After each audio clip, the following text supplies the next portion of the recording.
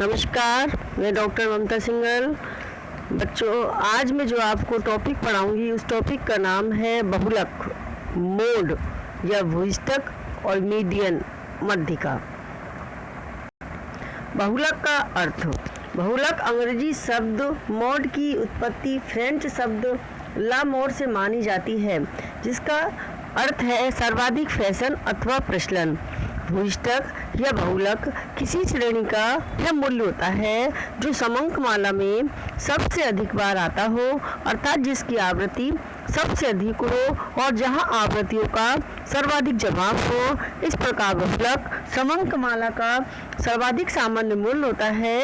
यदि प्रश्न केवल एक बहुलक हो तो इसे यूनि मॉडल श्रेणी, दो बहुलक होने पर बायो मॉडल श्रेणी और दो से अधिक बहुलक होने पर मल्टी मॉडल बहुलक श्रेणी कहलाएगी। उपरोक्त से स्पष्ट है कि किसी परीक्षा में 10 विद्यार्थियों को प्राप्त होने वाले अंकों में 7 अंक की आवृत्ति सबसे अधिक है, अतः बहुलक 7 होगा। कॉक्सटन बैक्राउट के अनुसार बहुलक एक समंकमाला का वह मूल्य है जिसमें आसपास श्रेणी के अधिक पदमूल्य केंद्रित होते हैं। गिलफोर्ड के शब्दों में भूयिष्ठक माप के पैमाने पर वह बिंदु है जहां की किसी वितरण में सर्वाधिक आवृत्ति होती है। बहुलक की विशेषता। बहुलक समंकमाला का वह मूल्य होता है जो उस समंकमाला में सर्वाधिक बार आता है और जिसकी आवृत्ति सबसे अधिक होती है। सेकंड, एक समंकमाला में कभी कभी कई संख्याओं में एक समान आवृत्ति पाई जाती है और ऐसी समंकमाला में एक से अधिक पदमूल्यों को बहुलक माना जाता है। बहुलक की विशेषता यह भी है कि यह पदमूल्यों पर नहीं अपितु आवृत्ति पर निर्भर करता है।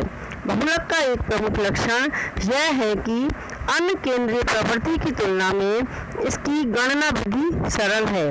बहुलक समंकमाला के सभी पदमूल्यों का अर्थात समग्र का प्रतिनिधित्व करता है, अर्थात बहुलक समंकमाला का वह मूल्य होता है जो उस समंकमाला में सर्वाधिक बार आता है, अर्थात जिसकी आवृत्ति सबसे अधिक होती है। बहुलक के गुण की मेरिट्स ऑफ मोड कि बहुलक में क्या क्या गुण पाए जाते हैं। बहुलक में निम्न गुण होते हैं। सर्वाधिक प्रतिनिधित्व। बहुलक संपूर्ण श्रेणी की सर्वाधिक आवृत्ति पर निर्भर होने के कारण केंद्रीय प्रवृत्ति के माप की अन्य विधियों की तुलना में श्रेणी का सर्वाधिक प्रतिनिधित्व करता है। ने लिखा है कि बहुलांक की प्रकृति इस प्रकार की होती है कि इसे आंकड़ों का सर्वोत्तम प्रतिनिधि माना जा सकता है। सेकंड है सरल एवं लोकप्रिय। बहुलक को समझना और गणना करना सरल और आसान है। श्रेणी का महत्वपूर्ण माप। श्रेणी के समस्त मूल्यों में से बहुलक वह अंक है जो सबसे अधिक मात्रा में एक समंकमाला में पाए जाने के कारण वास्तविक और महत्वपूर्ण माप है। चरम मूल्यों का न्यूनतम प्रभाव। बहुलक पर श्रेणी की बड़ी संख्या या छोटी संख्या का कोई प्रभाव नहीं पड़ता। बहुलक तो आवृत्ति पर निर्भर करता है। बिंदु रेखीय विधि द्वारा निर्धारण। बहुलक का निर्धारण बिंदु रेखीय विधि एवं ग्राफ की सहायता से बहुत सरलता से किया जा सकता है। बड़े पैमाने के उत्पादन में महत्वपूर्ण। बड़े पैमाने के उत्पादन वाले उत्पादकों के लिए बहुलक अत्यधिक महत्वपूर्ण होता है और उत्पादन के आकार को उत्पादक बहुलक की सहायता से निर्धारित किया जाता है। Demerits of mode. बहुलक के दोष। इसके दोष निम्न प्रकार है। सभी मूल्यों पर आधारित नहीं। बहुलक में न्यूनतम और अधिकतम पद मूल्यों की अवहेलना की जाती है। यह तो केवल अधिकतम आवृत्ति वाले पद मूल्यों पर निर्भर करता है। बीजगणितीय विवेचन असंभव। सभी मूल्यों पर आधारित न होने के कारण बहुलक की बीजगणितीय विवेचना करना संभव नहीं होता है। निश्चितता का अभाव। कभी कभी एक श्रेणी में 2 या 2 से अधिक भूयिष्ठक आ जाते हैं। ऐसी स्थिति में आवृत्ति को देखकर भूयिष्ठक निर्धारित नहीं किया जा सकता है। अनुपयुक्त माप। कभी कभी विष्टक द्वारा प्राप्त निष्कर्ष वास्तविकता से परे होते हैं। जैसे 50 विद्यार्थियों में से 5 विद्यार्थियों के अंक 8 है तो बहुलक 8 होगा, और जो शेष 45 विद्यार्थियों का वास्तविक प्रतिनिधित्व नहीं करेगा। F.C. मिल्स के विचार से अनुमानित बहुलक का निर्धारण कर देना जितना सरल है, वास्तविक बहुलक का निर्धारण करना वास्तव में उतना ही कठिन है।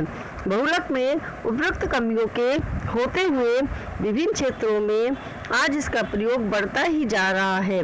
जैसे तापमान, वर्षा तथा वायु गति के आधार पर स्थानों का निर्धारण करने में बहुलक का प्रयोग किया जाता है। इतना ही नहीं, उत्पादन भी उत्पादन के आकार को निश्चित करने, तैयार वस्तुओं की माप को निर्धारण करने, जैसे कपड़े, जूते आदि में बहुलक का प्रयोग उपयोगी सिद्ध होता है। अब पढ़ेंगे हम मीडियन, मध्यिका। मध्यिका क्या होती है कि किसी समंक श्रेणी को आरोही या अवरोही क्रम में जमा कर मध्य मूल मालूम किया जाता है। उस मध्य पद का मूल्य ही मध्यिका कहलाता है। जैसे परिवार के 11 सदस्यों को आयु के अनुसार खड़ा किया जाए तो छठे सदस्य की आयु मध्यिका कहलाएगी। नीचे दिए गए चित्र द्वारा इसे स्पष्ट रूप से समझा जा सकता है। यदि समंकमाला में पदों की संख्या सम हो तो मध्य के 2 पदों के मूल्यों को जोड़कर आधा करने से मध्य का मूल्य ज्ञात होता है। कॉर्नर के शब्दों में मध्यिका एक समंकमाला का वह पदमूल्य है जो समूह को 2 बराबर भागों में इस प्रकार बांटता है कि एक भाग के सारे मूल्य दूसरे भाग से कम होते हैं। स्पष्ट है कि मध्यिका वह केंद्रीय मूल्य है जो क्रमबद्धता एवं व्यवस्थित समंकमाला को 2 समान भागों में विभाजित करता है। मध्यिका की विशेषता कि मध्यिका में क्या क्या विशेषताएं होती है। मध्यिका समंकमाला के केंद्र में स्थित एक विशेष पदमूल्य होता है। मध्यिका संपूर्ण समक श्रेणी को 2 बराबर भागों में विभाजित करती है। मध्यिका ज्ञात करने के लिए पदों को आरोही अथवा अवरोही क्रम में व्यवस्थित करना पड़ता है। मध्यिका को प्रायः पद मूल्यों की क्रमिक वृद्धि पर ही आधारित किया जाता है। मध्यिका में क्या क्या गुण पाए जाते हैं कि मध्यिका में गुण इस प्रकार है कि मध्यिका में सरलता होती है। मध्यिका को समझना व गणना करना बहुत आसान है क्योंकि व्यवस्थित श्रेणी से के मध्यिका स्थित होती है। नेक्स्ट गुण है मध्यिका का स्पष्टता। प्रत्येक समंकमाला में मध्यिका मूल्य स्पष्टता के केवल पदों की संख्या मालूम होने पर ज्ञात किया जा सकता है। बिंदु रेखीय विवेचन। मध्यिका का निर्धारण बिंदु रेखीय पद्धति से भी किया जा सकता है। चरम मूल्यों का न्यूनतम प्रभाव। मध्यिका पर श्रेणी की बहुत बड़ी संख्या या छोटी संख्या का अनुचित प्रभाव नहीं पड़ता है। गुणात्मक तथ्यों के अध्ययन में सहायक। गुणात्मक तथ्यों जैसे स्वास्थ्य, ईमानदारी, बौद्धिक स्तर आदि का अध्ययन करने में मध्यिका द्वारा प्रत्यक्ष माप संभव होने के कारण यह सबसे उपयुक्त माध्य है। उचित प्रतिनिधित्व। मध्यिका मान के सभी पदों पर आधारित होने के कारण इसमें उचित प्रतिनिधित्व का गुण पाया जाता है। सामाजिक समस्याओं जैसे बेकारी, निर्धनता, जनसंख्या समस्या आदि के अध्ययन में भी मध्यिका का प्रयोग किया जाता है। इस प्रकार मध्यिका के गुण इसमें सरलता पाई जाती है, स्पष्टता पाई जाती है, बिंदु रेखीय विवेचन संभव होता है, चरम मूल्यों का न्यूनतम प्रभाव होता है, गुणात्मक तथ्यों के अध्ययन में सहायक होता है और उचित प्रतिनिधित्व करता है, और सामाजिक समस्याओं जैसे बेकारी आदि के अध्ययन में भी मध्यिका का प्रयोग किया जाता है। मध्यिका के दोष। फर्स्ट है समंकों को क्रम में जमाना आवश्यक। केवल मध्यिका से ही संपूर्ण श्रेणी को आरोही और अवरोही क्रम में व्यवस्थित करना आवश्यक है, अन्यथा मध्यिका मूल्य सही नहीं होगा। मध्यिका का नेक्स्ट दोष है उचित प्रतिनिधित्व नहीं। मध्यिका श्रेणी के सभी पदों पर आधारित होने के कारण इसे उचित प्रतिनिधित्व माप नहीं कहा जा सकता है। बीजगणितीय विवेचन असंभव। मध्यिका का बीजगणितीय विवेचन करना संभव नहीं है। जैसे विभिन्न श्रेणियों की केवल मध्यिका ज्ञात हो तो उनकी सम्मिलित मध्यिका ज्ञात नहीं की जा सकती।